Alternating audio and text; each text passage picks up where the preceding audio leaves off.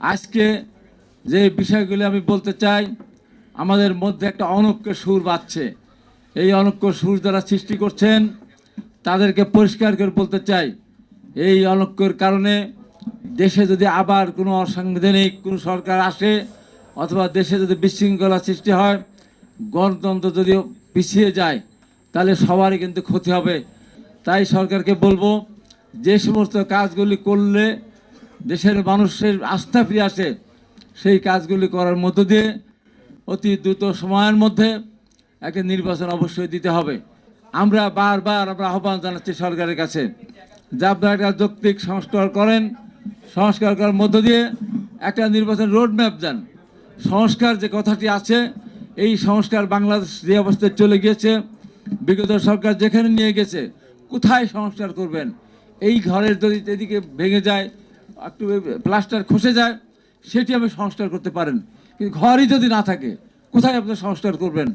আজকে বাংলাদেশের অবস্থা তাই কোন জায়গাটা ঠিক আছে আপনি বলেন? শিক্ষা থেকে শুরু করে আপনার চিকিৎসা ব্যবস্থা, আপনার পুলিশ শাসন, আপনার বিচার ব্যবস্থা, সবই তো ধ্বংস হয়ে গেছে। বিগত তিনটি বার তারা দেশের মানুষকে ভোট দিতে দেয়নি। যারা নতুন প্রজন্ম, যারা এখন 20-30 বছরের, যাদের বয়স 20-30 বছরের বয়স, তারা একবারও ভোট দিতে পারে নাই। সেই ভোটের জন্য অবশ্যই আন্দোলন করেছে এবং একটা নির্বাচিত সরকারই পারে তার সমাধান করা। আর ফ্যাসিস্ট আওয়ামী লীগ যে ক্ষমতা ছিল, বলতে পারেন তারা তো সরকার ছিল, তারা তো নির্বাচিত সরকার ছিল না। 5 বছর পর জনগণ যদি ভোটাধিকার প্রয়োগ করতে পারেন, তাহলে সঠিকভাবে তার আগামী দিনের নেতৃত্বকে বেছে নিতে পারেন, কিন্তু সেই সুযোগ তো ছিল না। আওয়ামী লীগকে নিয়ে অনেকেই দরদ দেখাচ্ছেন।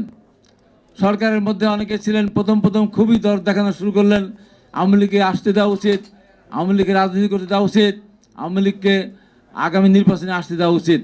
আমি বলি, হ্যাঁ, আওয়ামী লীগকে আসতে দেওয়া উচিত, কিন্তু যে আওয়ামী লীগ, সেটিকে আওয়ামী লীগ ছিল? এটিকে দল ছিল? এটা দল ছিল না।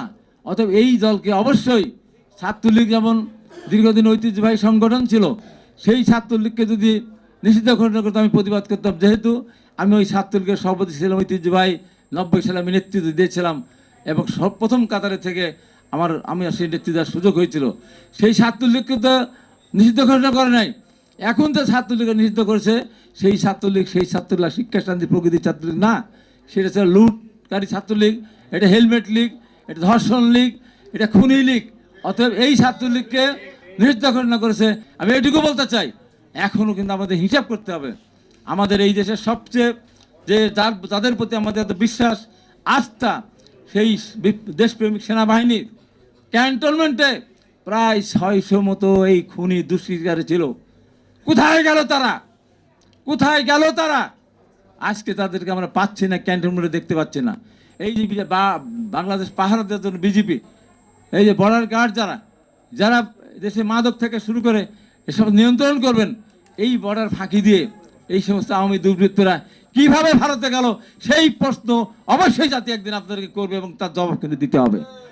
আমি শেষ কথা বলতে চাই, ভারতও যদি মনে করে, চ্যালেঞ্জ দিয়ে বলছি, ভারতের 10 লক্ষ সেনাবাহিনী দিয়ে আওয়ামী লীগকে আবার রাষ্ট্রীয় ক্ষমতা বসাতে চেষ্টা করে, অসম্ভব, পারবে না।